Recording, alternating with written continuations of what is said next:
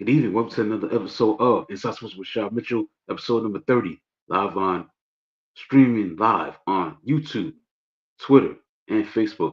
YouTube, Twitter, and Facebook. Let's get into it, man. Elevation 5280 Sports and Lifestyles, live on Facebook, YouTube, and Twitter. Let's get into the word. Get into knowledge of what's going on in the world of sports. That's what the show is about, Inside Sports. Let's get into the college football playoff. It's all set. You got the playoffs all set. Let's get into it. Playoffs all set. The college football bracket. We're gonna go just simply go over that for most of the show, for the first half of the show. Get into a lot of other stuff, but it's all about college football playoff. The season is over with. The regular season is over with. The conference championship week is over with. So first one, let's go backtrack to the championship games.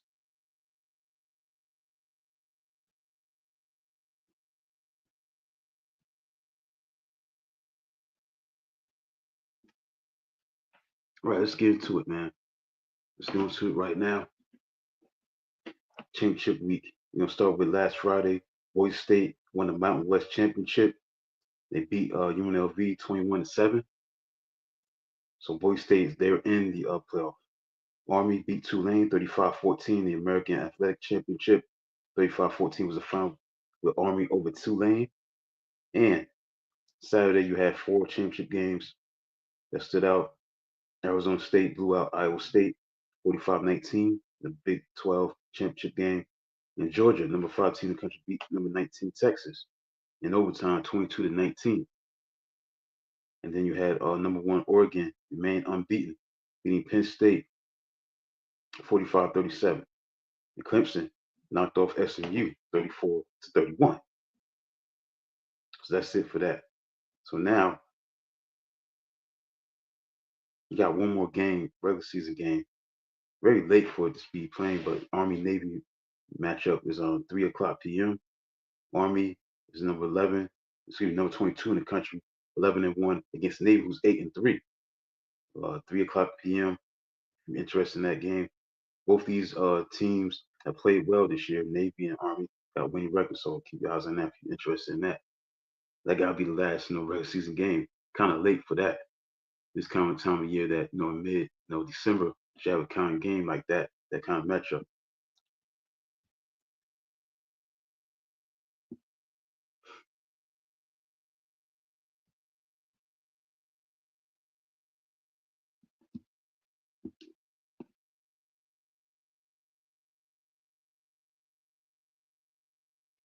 Right, so let's get into the college football playoff recap as far as who's gonna be playing the playoffs. Right, so let's get into the college football playoff recap. Let's get into that. Everything's all set. This is history in the making. We talk about the college football playoff, which expanded to 12 teams.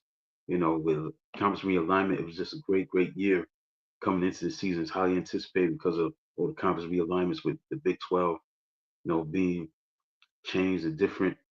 Saying Colorado being in the Big 12 with other teams like Arizona State and teams like that, Iowa State, Utah, teams that move from certain teams to now a new conference like the Big Ten.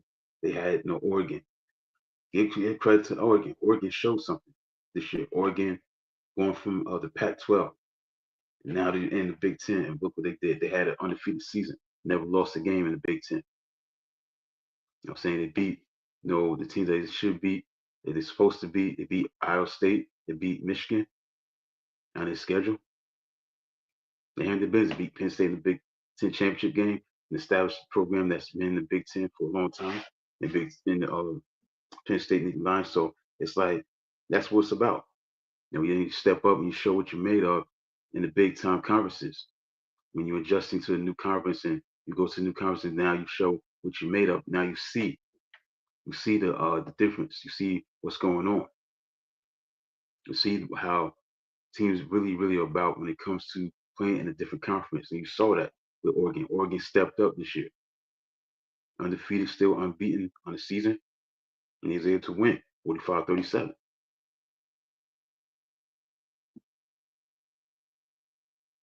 So now you got a first round bye. So when you see these playoffs take place, it's like the equivalent to the NFL. So you never seen in the college football playoff where teams have a bye week because you didn't have that before that. We had just four teams going to the postseason. So with the expansion of the college football playoff, now you see first round bye. So that rings a bell when you look at the NFL. NFL is just the same. They have no teams got a first round bye. So now Oregon has a first round bye, along with win the Big Ten title.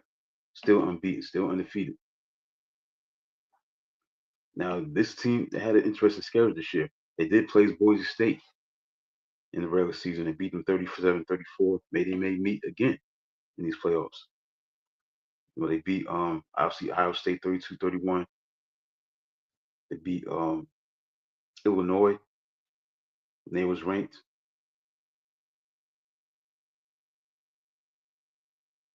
They beat Michigan.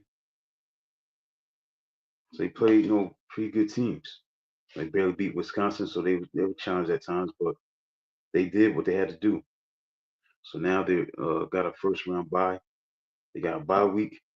Wait for the awaiting winner, whoever's going to come out the first round and play them in the first round. So we get the matchups. You got Indiana versus Notre Dame. The college football playoff starts next Friday on December 20th. Indiana at Notre Dame. That's the first round matchup. That's history, man. That's truly history in the making. That you have a first round game in college football. That is the first in major college football to see something like this with the expansion of the college football playoff. You see, for the first time ever, a first round matchup between Notre Dame and Indiana. That's going to be history. History on television, 8 o'clock p.m. Then on Saturday, you got SMU versus Penn State. That's the first round matchup. That's going to be on TNT. Clemson at Texas. Tennessee at Ohio State. So that's the narrative with that. So those are the first round matchups, the four games. Simple. And they play whoever in the second round, in the quarterfinal after that. So you got the quarterfinals, you got semifinals, and obviously you got the national championship game. So it's going to be a very, very interesting month going into January, seeing these college football playoffs, transpire and see what takes place, what takes shape. You know what I'm saying? I think that's going to be a very, very historical situation. If you're a casual college football fan, you're going to see, this, history in the making. All these four games going to be played next week, starting next Friday.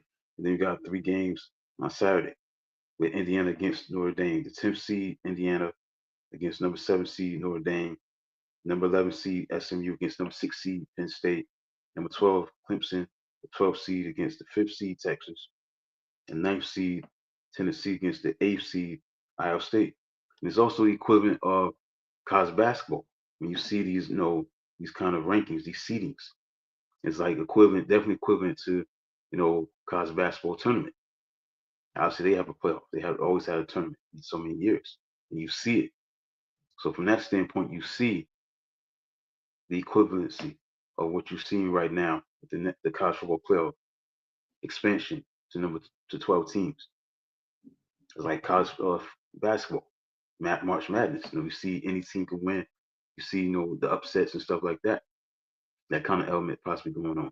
It's wide open in the college football playoff. I don't think there's a dominant team in college football. Anybody can win national championship. So that's what it is.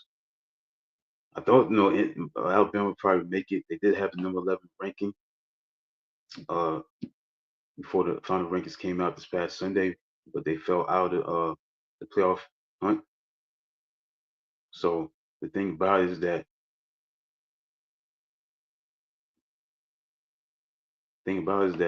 they're out of it. Miami's obviously out of it. No surprise there. I don't think Miami got the raw deal they brought on themselves because they had a chance to win two games. Two of the three games, they had a chance to win that, and they didn't. They lost to Georgia Tech, they lost to Syracuse. So there's no conspiracy theory right there. If you're an Alabama fan, where you had three losses, they play in a tougher conference than Miami. You had a number 11 spot when the rankings came out last week before the final rankings came out this past Sunday. But now you see it's not happening. They're not gonna make it. So therefore, it is what it is.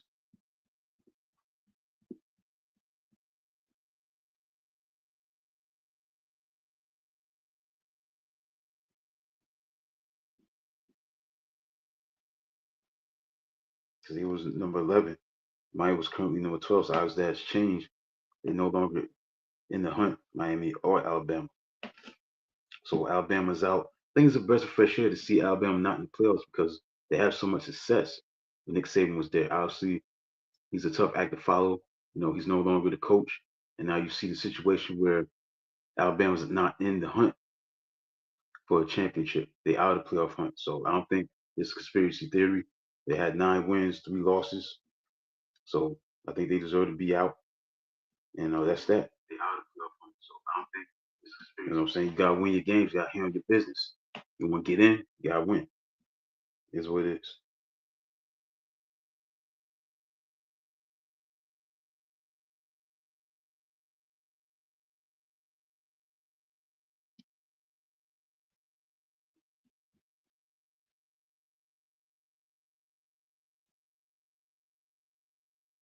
All right, so let's keep it going. So that's the history of making those are the matchups that's gonna be played next week, next Friday and Saturday. You're gonna see history in the making with the expansion of the 12-team playoff. These are the matchups again: Indiana against Notre Dame. Then Saturday, SMU versus Penn State, Clemson versus Texas, Tennessee versus Ohio State. So those are the history in the making because you're gonna have first round games in the playoffs in major college, football. You're gonna see first round games equivalent to the NFL. You have first round buys and stuff like that, and equivalent to the college basketball tournament. We have first rounds because the seeding. What I'm saying? 12 seed against the 5 seed, a 9th seed against the 8th seed. That's like college basketball. 10 seed versus 7 seed, 11 seed versus 6 seed. So got the equivalent to the college basketball tournament. And you got the National Football League element too, because you got, like these like the wild card games in a sense, first round matchups with the playoffs being expanded. So that's the thing that stands out with these playoffs that's gonna be starting next week. So that's it for that. Also, I'm gonna stay with college football. Obviously, Bill Belichick got introduced today as new head coach, football coach of the North Carolina Tar Heels. It's a great look for college basketball, college football. It's great for the ACC because the ACC doesn't have that much credibility when it comes to like great coaches. Dabo Sweeney is a great coach. He's won championships with Clemson, but now you got a coach that has won 6 Super Bowls in the NFL. Now he just got to prove it. They can do it at the college level. They can do it at the pro level. I think he's gonna do pretty good. I don't think he'll win that championship right away, but they could be, title contenders. I think he's gotta get the right people around him, get the right pieces, the right players that's gonna buy into his system, buy into his philosophy, buy into what he wants. Because he's a no nonsense coach. Obviously look at his tenure as a Patriots coach. It is what it is. It speaks for itself. So now it's all about who buys into what he wants. For them to win championships, and also you got to deal with the transfer portal. Guys, leaving, going to other teams. That's been a commonplace thing since the transfer portal took over college football and college sports in general. And you got the NIL deals. Got these student athletes want to get their money. You know what I'm saying? So you got to take a look at that. Are they committed to being committed to Bill Belichick's philosophy and his game plan to be successful to bring North Carolina back to being relevant even more, to being a national powerhouse in a sense. So they got to buy into what he wants, what he needs, what he's looking for. Because when you look at this transfer portal, it's so many players they always leaving. There's always any school or somebody entering the transfer portal after playing like a year or two or something like that, whatever reason they want to go. So he had to deal with that, Bill Belichick. Recruiting. I don't know if he's gonna recruit. Maybe somebody else gonna do that for him. But you got to deal with the transfer portal, stuff like that. Student athletes.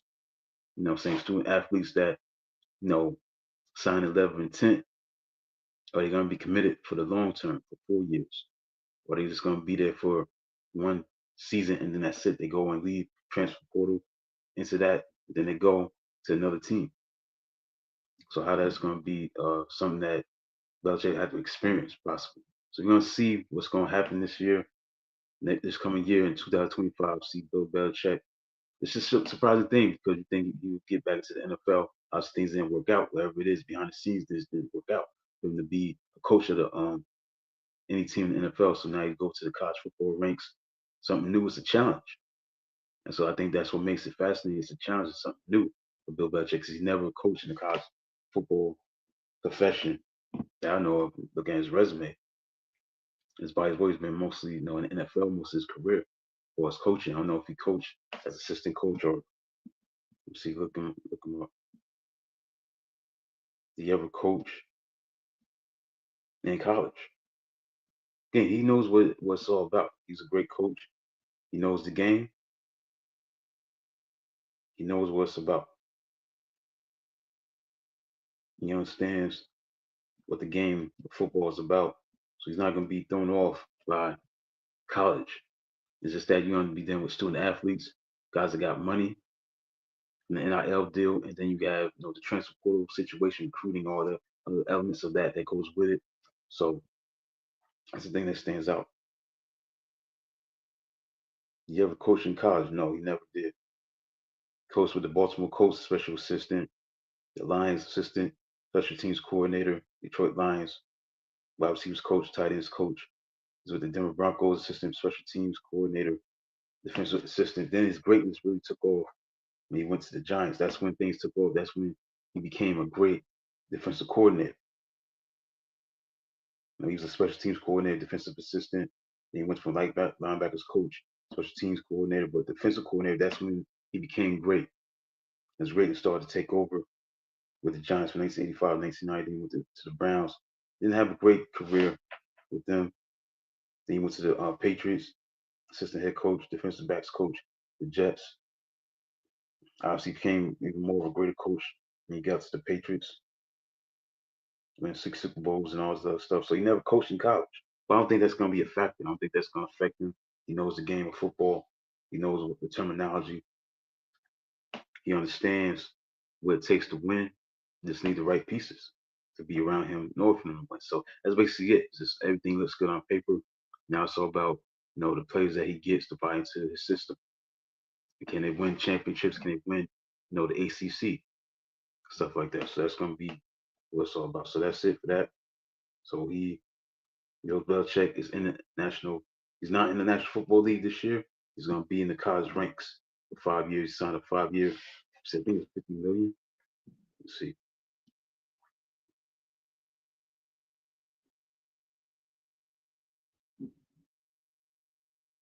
Also, it says that he spoke to Michael Jordan, Bill Belichick, and Lawrence Taylor before taking the job. Obviously, Michael Jordan and Lawrence Taylor are synonymous with North Carolina sports because they played for the respective sports. Lawrence Taylor obviously played with the Tar Heels football team. Obviously, Michael Jordan played in the basketball team for North Carolina, so he spoke to them. Also, he spoke to Julius Peppers.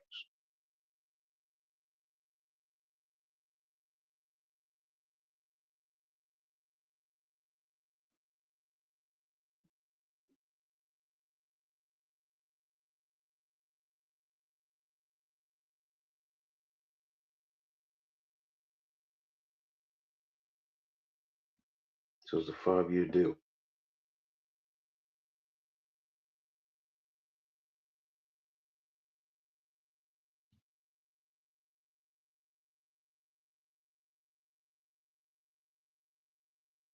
So yearly salary for Belichick amounts to 10 million, a big jump from 5 million from Mac Brown, who was let go this year, stuff like that.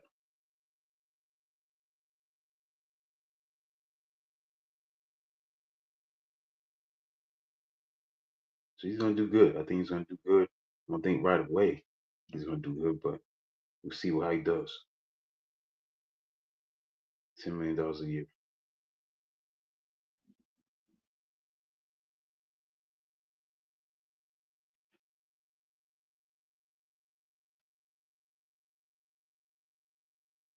Yep, the transfer portal, man, that's gonna be a challenge.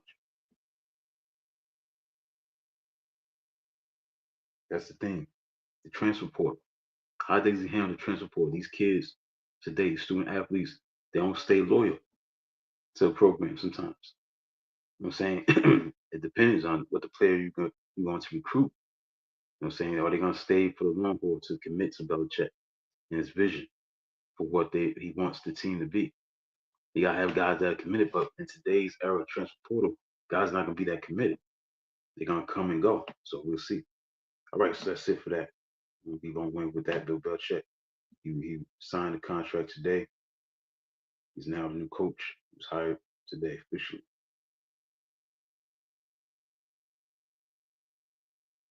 Yes, a 50 million over 5 years. That's what it is. But only the first 3 years of the contract were guaranteed. So that's interesting. So he was introduced today. He was introduced today. All right.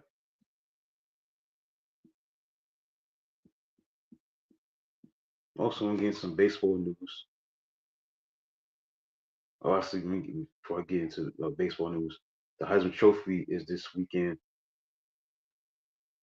The favorite, obviously, Sixers' favorite is Travis Hunter. I think he'll win. It wouldn't shock me if he wins from that standpoint. I just think that what he does on both sides of the ball, offense, defense, he's very electrifying. I think he has a chance, to win the Heisman. What do you do?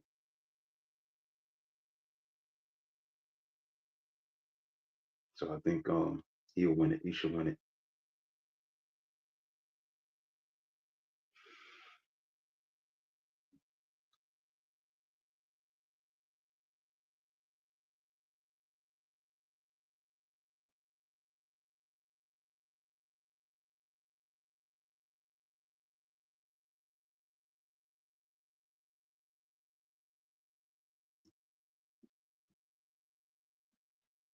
Let's look at the finalists for the Heisman. Let's look at that.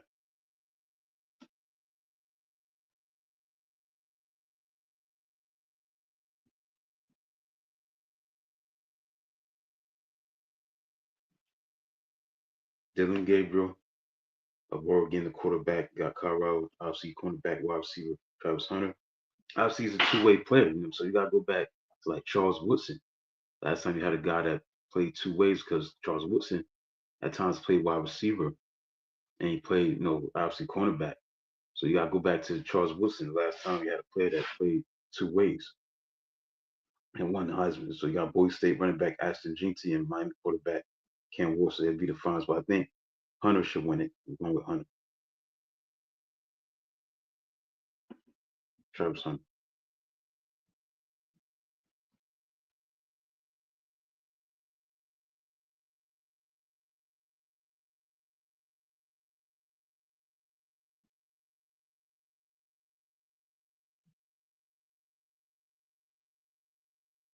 And Wilson, obviously played defensive play. He was the only defensive player to win the war, but he did play wide receiver at times. Played on offense.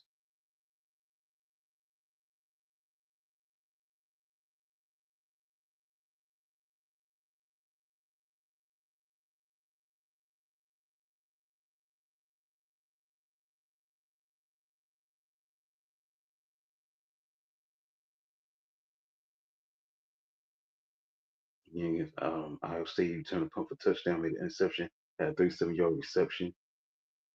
So he did his thing on offensive end as well as defensive.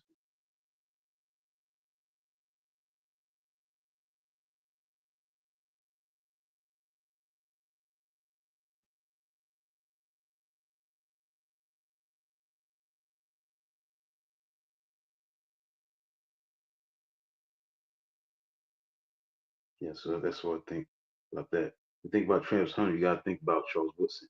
You got to think about two-way players playing on the offensive end as well as the defensive end, making plays on both sides of the ball. I got Travis Hunter definitely gonna finish first. Right, so that's it. Let's get to Juan Soto. That was a big deal this week. Um, him signing the biggest contract in sports history, 15 years, 765 million. Now he's a Met, and Give the Mets credit, man. They really wanted him. He was sought after, and he got the biggest contract in Major League Baseball history. I believe in sports history as well. It's a record contract, very historic deal. Now it's all about him putting money where his mouth is. You gotta get it done on the field. You gotta play great. You gotta win championships. You gotta be healthy. Great player, does his thing, but you gotta step up and play like a great player is supposed to. And that's what it's all about. The production on the court, I mean on the field. On the field, the results, championships, being an all-star, being an MVP. He may have some slumps here and there, but you gotta produce championships and be great. Win MVP. You don't have to, but you gotta be in the conversation with MVP. So this was the largest deal in professional sports history, 765 million. So get credit to the Mets when he took them away from the Yankees. So the Mets are in the hunt for the championship. I still think the Dodgers still the team to beat. It's proven otherwise, but it's gonna get interesting now that the Mets are in contention once again, getting a guy like Juan Soto, one of the best players in the game. Only 26 years old, knows what it takes. He was in the World Series last year. He won a championship last when he was with Washington, excuse me. And he was with the Yankees where they won a championship. I mean, won a pennant and went to the World Series and lost. So he knows what it takes to win a championship. He won a championship when he's with Washington Nationals. So he knows what it takes to play in the World Series. You know what it takes to get there. Just a matter of him getting there. Simple.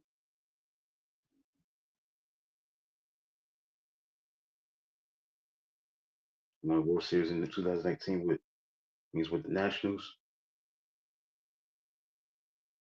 He knows what it takes to get it done.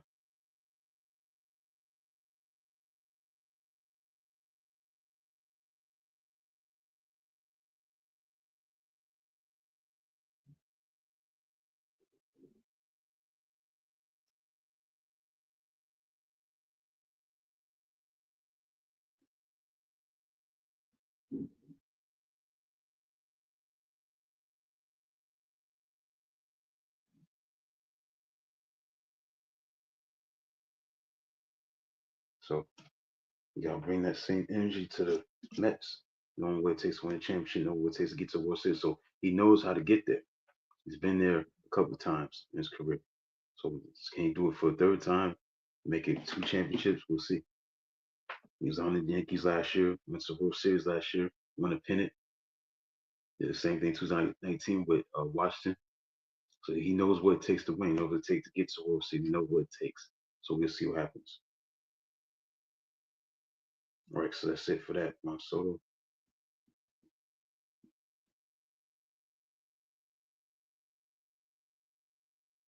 Let's get some NBA. National Basketball Association still got this cup going on, the NBA Cup ongoing. It's been a long journey with that NBA Cup. Right now, you got NBA games on right now. NBA TV, you got Celtics over the Pistons, 115 to 188. Heat over the Raptors, 89-76. It's tied game between Pelicans and the Kings, 67-67. So got games going on right now. The Hawks beat the Knicks last night in the quarterfinals of the NBA Cup, 108 to 100. Again, the assist man, the best assist man of the year, the best assist man of the season is Trey Young. He's the best assist man. He's averaging, at least 12 assists a game, 22 points, 11 assists. DeAndre Hunter, Jalen Johnson made a great contribution.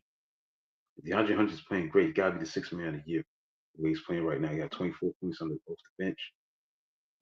He seems to excel coming off that bench and doing great things. And they beat the Knicks, improved to 14-12. The Rockets beat the Warriors. The Rockets looking very good, like 17-8.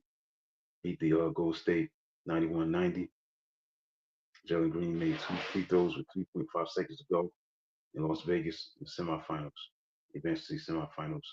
The Rockets. Look at the standings. Cleveland's 21-4. Boston's 19-5. Not that many long winning streaks in the Eastern Conference, except for Miami. They won three in a row. They 12-10 right now. Milwaukee's 13-11. Knicks are 15-10. Orlando 17-10.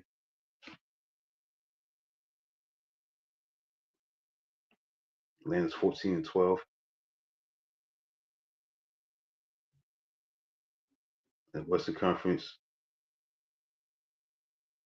OKC has the longest win streak, winning four in a row, 19-5. Houston is 17-8 and they're in second place. Memphis playing very well. They won three in a row, 17-8 in the third place. 16-9 Dallas, 14-10. Golden State Clippers 14-11. Denver 12-10. Lakers 13-11. Minnesota 12-11. Phoenix 12-11. A lot of mediocrity in the West. We got teams that's some over 500, two games over 500. So it's not that much separation. It's tight at the top also with OKC, Houston, and Memphis. In the Eastern Conference, Cleveland still had the best record. They 21-4. All right, let's look at the team stats real quick before I get into the National Football League breakdown.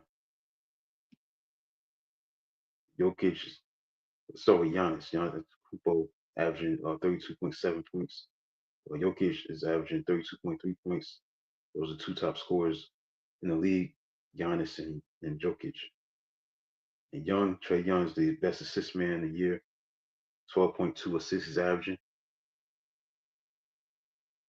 Jokic leading the league in rebounds. When that fast is a tie between Jokic and Towns.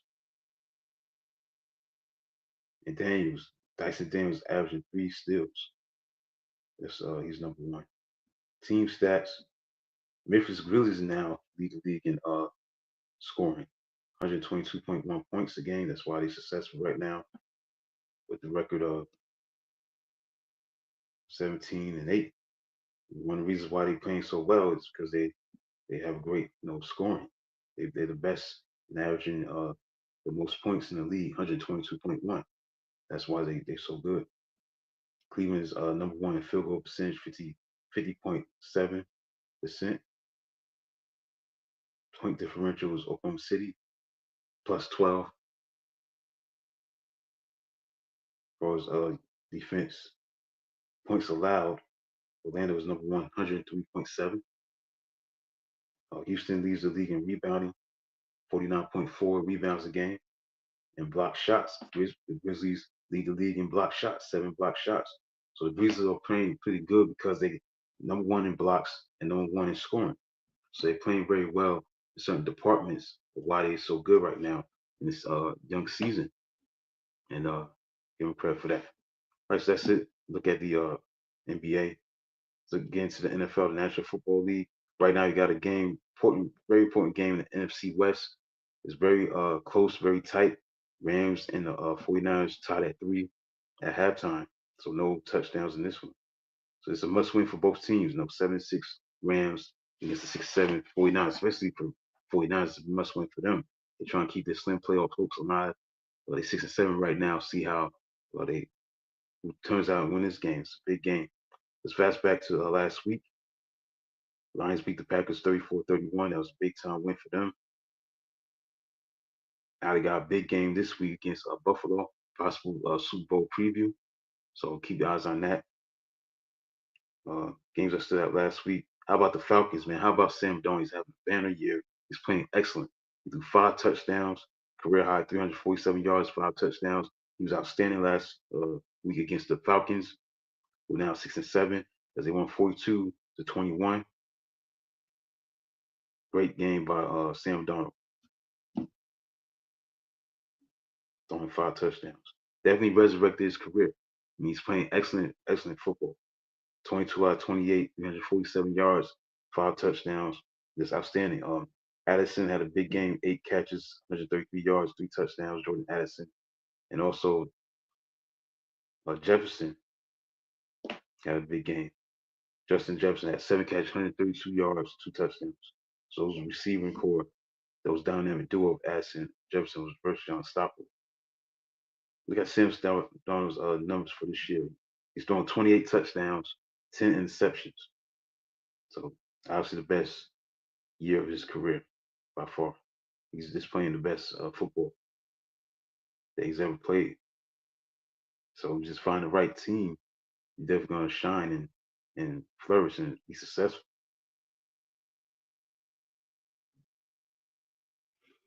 Yep, the best he's ever had. This is the most touchdowns he's thrown going back to his second year with the Jets, where he threw 19 touchdowns. That's the last time he had like this many touchdowns, but this is the most he's ever thrown in his career, 28. So that's why they're playing so well. Okay, the Eagles beat the Panthers barely, 22-16. Again, kind of a trap game. Obviously, got to play the Steelers this week, down Pennsylvania. That's gonna be a big time game. The Seahawks beat the Cardinals 30-18. That's very important because the Seahawks they're in first place, sole possession of first place right now, 8-5. That's why this Rams 49ers game is so important, especially for the Rams. They're trying to at least get 8 wins. They'd be only one game back in the loss column behind Seattle. So that was a big win for the Rams. I mean, for Seattle beating the Cardinals last week. A shootout, and speaking of Rams beat the Bills 44-42. That was a big win for the Rams. Bills, were riding high. They played excellent most of the season, but they fell short. As despite them losing, Allen set an NFL mark with 3 touchdown passes and 3 touchdown runs, but they fell short. So they fell to 10-3.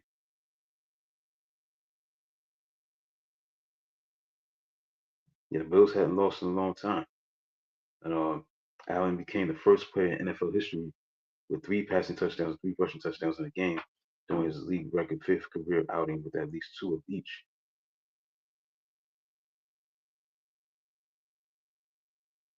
despite losing.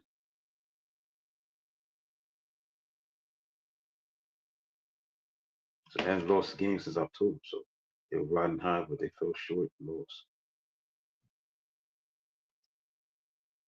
And a 7-game winning streak snapped. All right. 49ers beat the Bears 38-13. And the Chiefs did it again, win another one-score game. Field goal, bank shot field goal by Matthew Wright as he won 19-17. As Mahomes, figured it out to get it done in the end. They won a 9th straight AFC West title. Again, they're gonna get picked off by somebody. I just think Kansas City just riding that wave, just knowing how to win close games. That's the second consecutive game where they've won 19-17. They beat the Raiders 19-17 on Friday, February 29th.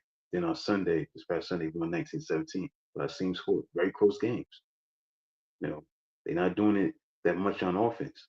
Despite having, DeAndre Hopkins, they're still not lighting it up on offense, which is kind of strange. See, DeAndre Hopkins got 30 catches, 357 yards.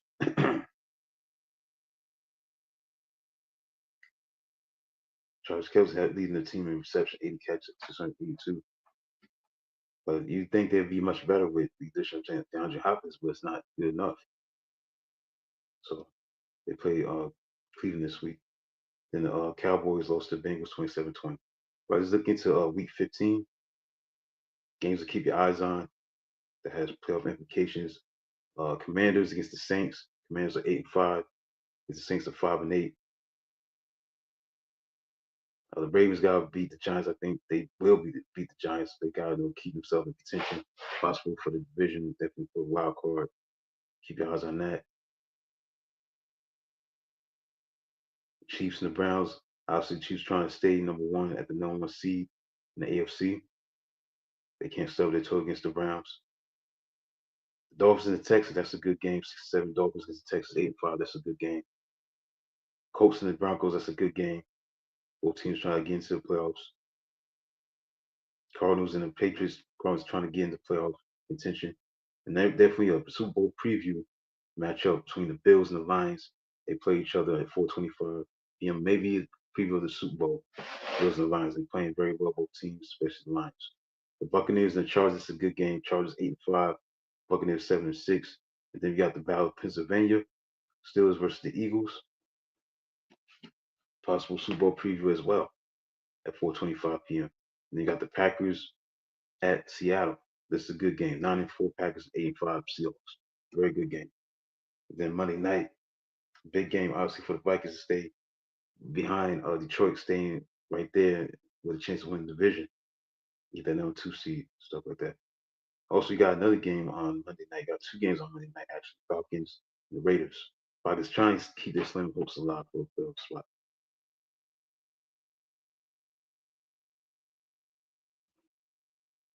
All right, so that's it for the NFL coverage. Let's get into on this day in sports history. December 12th. What happened on this day in sports history? What happened? I'm gonna go over all the events this summer. Let's get into it. 1930, December 12th. Baseball Rules Committee greatly revised the rule book. A barrel bouncing into the stands, not a home run, now a double.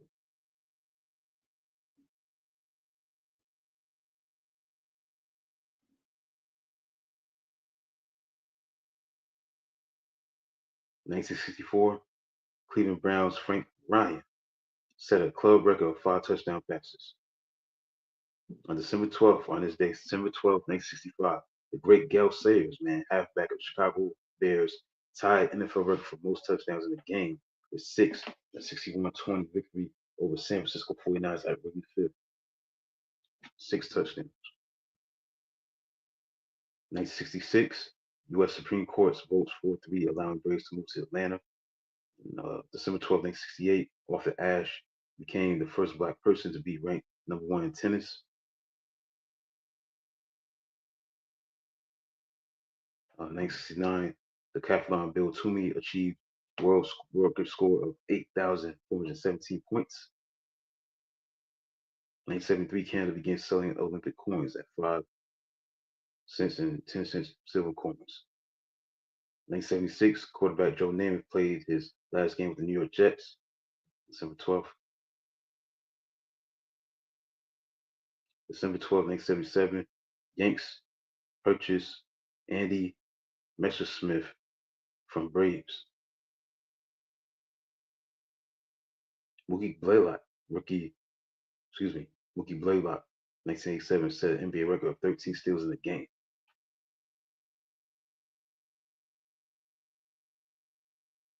1991, the New Jersey Nets set an NBA record at the time of 22 blocks, beating the Nuggets 121-81.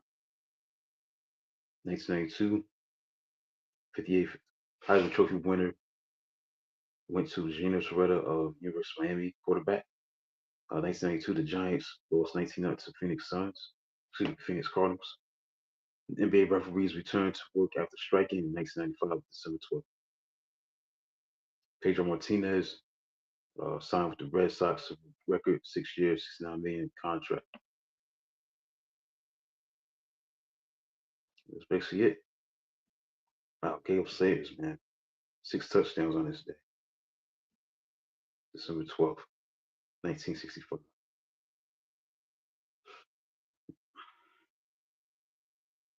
6 touchdowns in one game. Yeah, they won 61-20 in a muddy Wrigley Field. Muddy. Scored 6 touchdowns.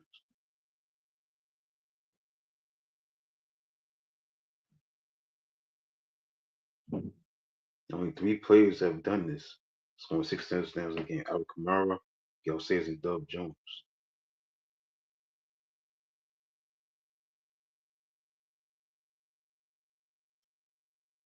All right, so that's it for the night, man. That's it for tonight's show. For Inside Sports with Rashad Mitchell, episode number 30. Stream live on YouTube, Facebook, and Twitter. YouTube, Facebook, and Twitter. Hope you enjoyed today's show. Also, check out the a new article that I had. I don't think it's up yet. I don't know when it's gonna be up yet. Should be up soon.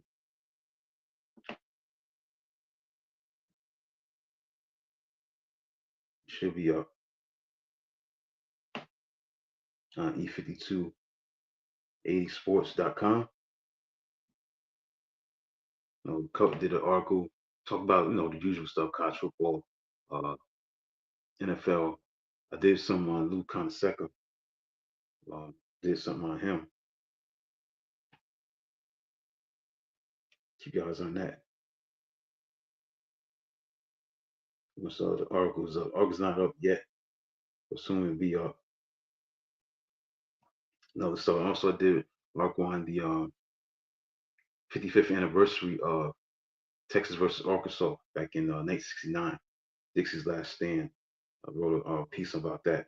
That was a very important game. That was the battle for number one. Also had a lot of storylines, cross racial lines, because it was the last time you saw an all white team go against another all white team.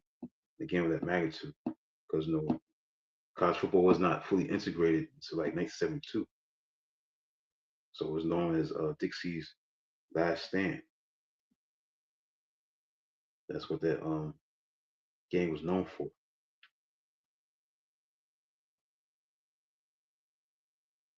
That's the reason why they call it that, because of that. And also it did a great rating. It did a 52.1, 74 share. That was it was and remains as of 2023 the highest TV rating in American football history, college or professional. So people took a look at that game.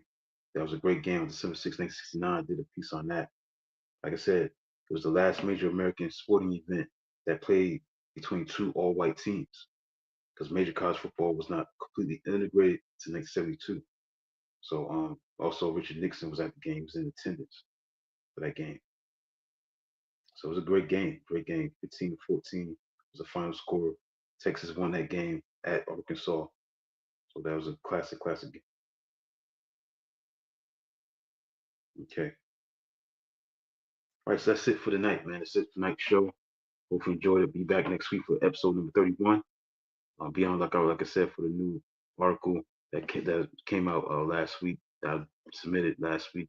It's not on the website. It's going to be on the website soon, on E5280sports.com. Check out the article whenever it comes up. Hope you enjoy that. E5280sports.com. Be on the lookout for the new article that I'll be putting together tomorrow. That should be on the website sometime next week. So that's it for episode number 30. Inside Sports with Rashad Mitchell, every single Thursday night from 9 p.m. to 10 o'clock p.m.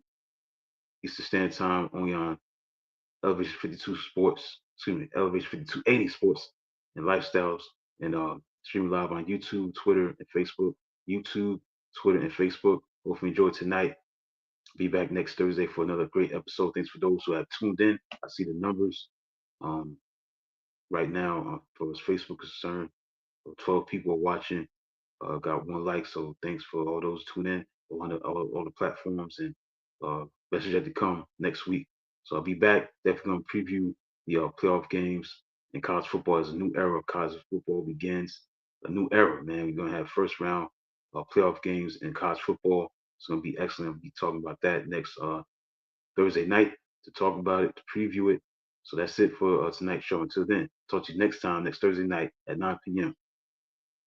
Till then, have a good night.